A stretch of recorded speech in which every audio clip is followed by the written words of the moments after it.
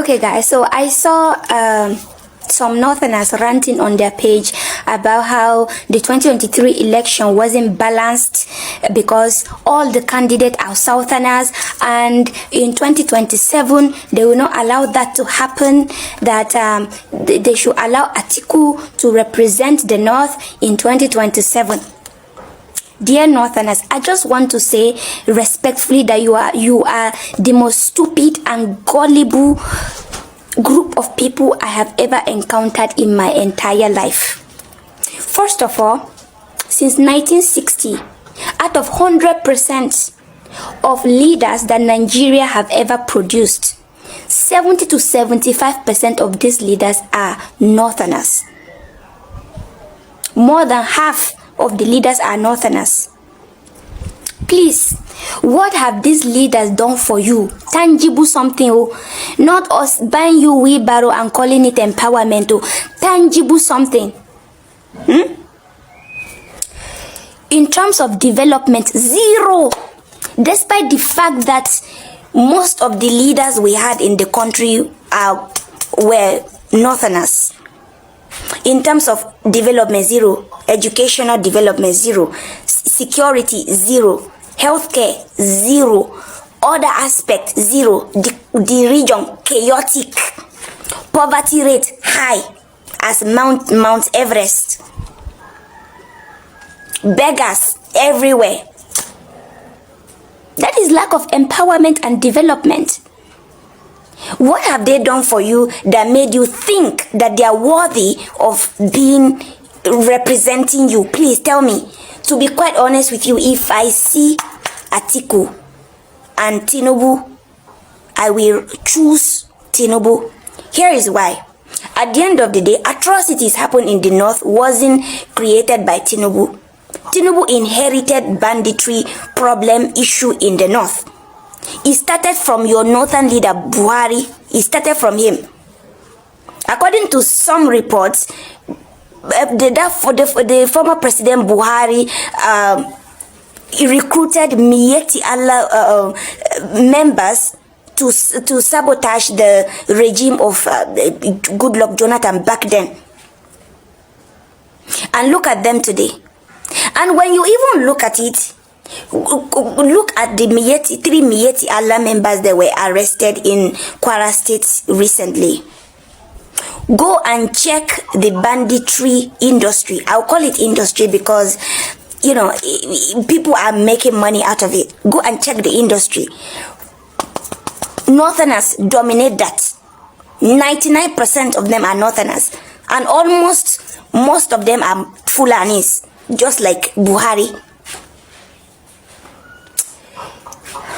I pray for you, Northerner, in Jesus' name, in the name of Allah, please, may you receive sense in 2027. Amen. In the name of the Father, and the Son, and the Holy Spirit. How do we as Muslims end up with the highest number of beggars in Nigeria when there is a strong rebuke and a strong injunction against this kind of begging in Islam?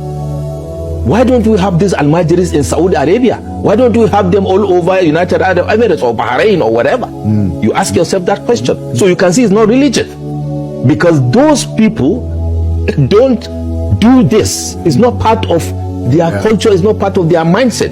It's a lazy mindset that permeated into our psyche and our fabric of society over time, which we need to deal with. This issue of Islam versus Christianity issue. Right. Yes, it is a politically injected issue, because if you go back to history also, there was a time when it was not like this. Okay. But it has become worse over time because the politicians now came and took this opportunity of this pollution of the religion to now seize the moment and further polarize the people. How has the opportunity of leading Nigeria more than any other region benefited northern Nigeria? In terms of the states where those people that led us came from, those leaders, permit me to say, came from, or in terms of the entire region itself. How have we actually succeeded in pulling back the North? Because we are the most backward in terms of education, in terms of whatever. I mean, I give you an example. Yeah. As we are today, we have out of the over 33 banks, international, national, regional banks in Nigeria, how many of them are owned by northern Nigerians? How many of the insurance companies and financial institutions are owned by northern Nigerians? The last time I checked, out of over 30 banks in Nigeria, I think one or two are where you have substantial number of northerners that have stake in those banks. How many of them in the insurance sector? How many of them in the manufacturing sector? Apart from Alhaji Ali Dangote and Alhaji Abdul Samad Isiaka Rabiu, how many northerners that have held position of power or that had opportunity to be in the corridor of power that have actually added that value back to their people by giving back or by making the requisite impact when given the opportunity? How many of the private universities in Nigeria today are owned by northern Nigerians? How many out of these leaders that have led from the presidency down, how many of them actually run private scholarship programs that supports their own people from their constituencies, respective constituencies, or from their states, from money from their pocket or money they even stole from government, for example? And yet we have over 10 million children out of school in northern Nigeria. Wow. How many of those leaders, for example, have even a pure water running factory in the villages where they come from? Having been most of them, interestingly, 70% of the leaders in Nigeria today, the political leaders, actually come from very humble backgrounds. And you go back and I did an assessment and there's nothing. So if you look at it from all that, and when you compare with southern Nigeria, you now realize that there is something amiss. Because it's not just about having the leader at the top from northern Nigeria, which we have had. It's about a leadership value chain. It's about a mindset of a people and the contagious nature of a negative mindset and what it does to an entire generation of people. For example, the Odua Group. The Odua Group is a company that is owned by the southwestern states. Right? Today, the Odua Group has over about 4% stake in Wema Bank. Wema Bank is a southwestern bank, not supported by government. For you to say maybe it's a southwesterner that came to support it, their own people, their own leaders. Today, Wema Bank is a 75-year-old bank that has successfully qualified for a capitalization, 200 billion. They've done that. One of the oldest in Nigeria, right? From Southwest. And the chunk of the owners, 85% of the people that own these banks in Nigeria are from either South, Southeast, or Southwest. I'm speaking to our northern leaders with profound respect and our colleagues to listen to what I'm saying with an objective mind. Unless we do that, we can't go forward. And by the way, let me put a caveat here. I'm not cutting slack to the other regions of Nigeria. I was going to say, hello, brothers and sisters, compatriots, hold it as a mirror to your region. I'm re-echoing this because having had the opportunity, we should be better as northern Nigeria. I'm enjoying your analysis, but I want us to make it a conversation so that you can also touch quite a lot of issues. Very well. So, do you think that, because I want us to talk about why it is so, and then conclude with a way forward. Okay. Now, do you think that religion, the way the religion is practiced, not the religion itself, but the way it is being practiced, and I'm just putting this out just to, I want you to talk about the role of religion in where northern Nigeria is today, or what do you think is responsible for the fact that you've had a tremendous amount of political sway held by northern leaders, at the federal level, and even in the states? You talked about it, human capital development, whether it is health or education, it's terrible across the country, but it's even worse in northern Nigeria. Yeah. In northern Nigeria, we have that tough problem of our Nigerians, who are all over the place. Yes. And we have political leaders, we have rich people, and it doesn't seem to be a problem that can be solved. I know it can be solved, but over the years. So I wanted to ask you, is religion a factor? Is the way religion is practiced a factor, or what do you hold responsible for this situation, Malam? Well, I say this: religion is not the only is not only responsible for the situation in the north. It is responsible for the situation in Nigeria, Prof. Islam and Christianity. Not because the religions in themselves are the crucial factors, but because of our nature as a people. I keep on saying that Nigerians are very religious people, but we are not godly. Yeah, I was going to say now, if I speak from an Islamic perspective as a Muslim, I will not be fair, because North is not just a region of Muslims. It's also a region that has Christians. Yeah. It's a region that has people that are animists and people that are even free thinkers. Yeah. But it is safe to say there's a majority of Nigerians that are Muslims in northern Nigeria. But I'm speaking to make us understand that if we need to address this issue, we cannot micro this conversation to Islam alone. There is a lot of importation, whether directly or indirectly, consciously or subconsciously, of culture, of eroded values, and mixing it with religion and calling it religion. Cherry picking the tenets and core values of religion and saying is pretending it's a religion. And that is how we lost our way. And that is how even the religious leaders, whether in the pulpit or in the pulpit, whether it is like in the Christianity or in Islam, you have daily a reduction in the number of religious leaders that can speak truth to power, that can actually guide and be the thought leaders and be the torch bearers of a people, which they should be. That is the beginning of the problem.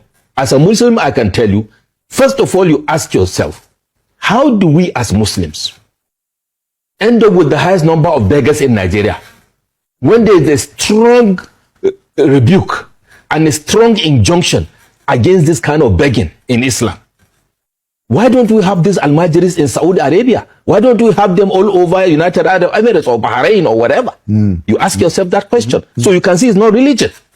Because those people don't do this. It's not part of their culture. It's not part of their mindset. It's a lazy mindset that permeated into our psyche and our fabric of society over time, which we need to deal with, that ended up with this kind of thing we call somebody, an average northerner that is a Muslim, back in the days will not just send his child off to God knows where and say the man will go and teach him Islam, you don't know where. A child that is 3-year-old, you send them to where? Who does that where? And if you take a sample of Islamic society, for example, so religion, misapplication of the religion itself, and the mindset of Nigerians being not godly but religious is the fundamental issue we have. But when you end up with about 10 million children on the street, they belong to a family, a Muslim family somewhere, of a father or mother, they don't know where they are, right? And that is a fundamental issue. And the governors or our presidents from the north who became presidents are still grappling on how to deal with this issue. So religion has played a role. And of course, on the flip side, this issue of Islam versus Christianity issue. Right. Yes, it is a politically injected issue. Because if you go back to history also, there was a time when it was not like this. But it had become worse over time because the politicians now came and took this opportunity of this pollution of the religion to now seize the moment and further polarize the people. So I want us to look at the dynamic in politics, because that was the conversation we were having on Sunday. Yes. When you brought up the point. Very well. The way it is now in my reading, I mean, correct me if I'm wrong or if you disagree with my perspective, is that the political elites in the north and their allies in the south, they use the condition, the social condition, the economic condition, the religious condition, the fact that education is, I mean, you talk about over 10 million, they have turned it into a weapon to win elections. And so you find out that the behavior of the northern politician and the southern politician is the same. Yes, that's in trying to exploit. So I wanted to ask, if you agree with this, what is the way out, or what's your view on that? Well, it's sad, and that is the reality. Weaponization of poverty and religious diversity, or weaponization of our diversity and poverty by the political class is what is largely responsible. But to key into what I said earlier, while we are speaking to leadership, we should also speak to ourselves. Like I talked about the leadership value chain, talking about the elites. Now we have to broaden the elites, group, and to say, if you have a president like President Muhammadu Buhari that spent 8 years in government, how did the North fare? Right? And compare it with what we are saying now about our situation. As at the time President Muhammadu Buhari, may God bless his soul, left, we had about 133 multidimensionally poor Nigerians. What I wouldn't want us to allow to happen, Prof, and I say this with all sense of responsibility, is that the people that are down there get tired and push back. No number of our armed forces will be able to contain it. Let us not allow that trigger to happen, because people are becoming conscious that so long as you come to parade somebody for election, it is for your selfish interest. Shame to all northern Nigeria leaders, right from their traditional council, the Emir of Kano, the Sultan of Sokoto, all their clerics, their Muslim clerics, and all their political leaders. I say shame unto you. Do you know why? All the Boko Haram members are all from the north, and they are all Muslims. All the Fulani herdsmen are all from the north, and they are all Muslim. All the Banditry are from the north, all, and they are all Muslim. What are the religion leaders, the clerics, the Muslim clerics, what are they teaching them? What are the traditional councils teaching these people? What are the political leaders? What are the advice they are giving to these people? I say shame unto you. You people are bringing this country down. You people have already made up your mind to bring this country down. What are your benefits? To see Nigeria divided, to see Nigeria going through hell, to see Nigeria at the laughing stage to all the world. What are your benefits? I say shame unto you. Shame unto you. Today is Christmas Day. See, this is kankai root. This one is ginger.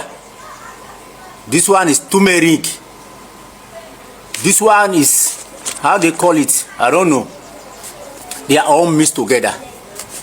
Look at it. This is very good for kidney. Muslims are not taking alcohol, but they are collecting the tax from alcohol. Muslims are not taking alcohol, but they are taking drugs. I have seen with my eyes on Salah Day when Fulanis were taking solution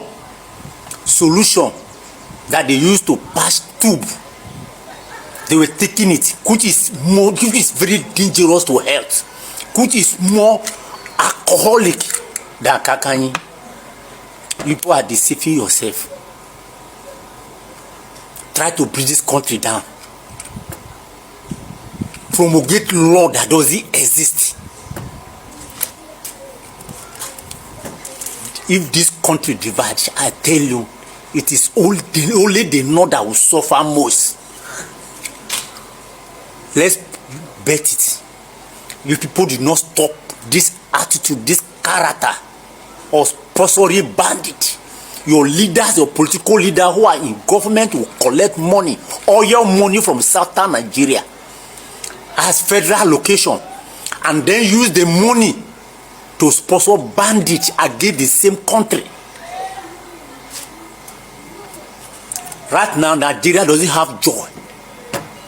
Anywhere you are, they say Nigerians are bad.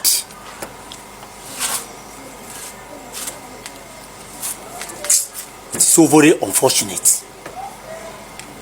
It is so very unfortunate that we have come together as a country. Tinubu did not spend 6 months in office. Your leaders put your heads together, say they want to impeach him, they want to remove him to 2027, this and that. Buhari, that was not competent, spent good 8 years in office without interruption from southern Nigeria. You thought that you people have sense. Of course, there is no way we can convince people like this that religion is not something that should come before humanity. And if we continue to stay with people like this, and if Nigerians continue to keep quiet, there is no way Nigerians will enjoy anything better in this country, because this country will be stagnated forever, and this country will continue to go down the drain because these people don't mean well for Nigeria. You can see their myopic thinking and how they think. The only thing they want is just their own religious person to be at the helm of the affair of Nigeria, regardless of whether the person is performing worse or is not. So all they want is just their own person. They don't mind however it comes, and even if it comes at the detriment of other regions or at the detriment of even the peace of Nigeria. They don't really mind and they don't really care. All they want is power. Well, Nigerians need to be worried of these people, and Nigerians, especially the South, needs to wake up. The South and the Middle Belt needs to wake up and tighten their belt so that they don't allow these people get a strong inroad into a seat of power and think it belongs to them and it's their own birthright. This is my opinion. Drop what you think about this in the comment section, and if today is your first time to visit our channel, please kindly like, share and subscribe to our channel.